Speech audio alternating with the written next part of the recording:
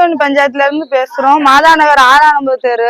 இங்க மழை பெஞ்சு ஒரு 2 நாள் பெஞ்ச மழைக்கு முட்டி அளவு தண்ணி கிடக்கு. இப்பன்னு இல்ல, லைட்டா சின்ன தூரல் இருந்தா கூட ஏரியாவில தண்ணி கட்டிடுது.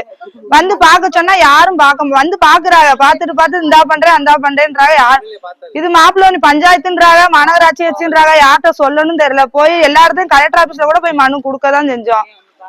செம்மையா எம்எல்ஏ வந்து பாத்துட்டும் போனாரு. ஏரியாக்குள்ள தண்ணிக்குள்ள வந்துதான் பாத்துட்டு போறாங்க. இந்தா போடுறேன் மண்ணு போடுறேன் அது போறேன்றாங்க. ஒண்ணும் பண்ண மாட்டாங்க. பிள்ளைகளு 1 வருஷம் ஆயிடுச்சு மனு கொடுத்து.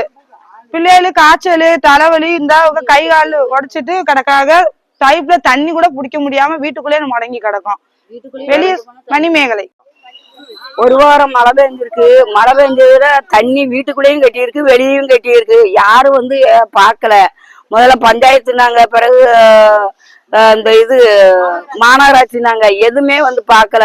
நாங்க தண்ணிக்குள்ள கிடக்கோம் சார், நீங்க என்ன அதுக்கு நடவடிக்கை எடுங்க. வீட்டுக்குள்ளேயும் கட்டி கிடக்கு, வெளியும் கட்டி கிடக்கு. 1 வாரம் உழ வைக்கல.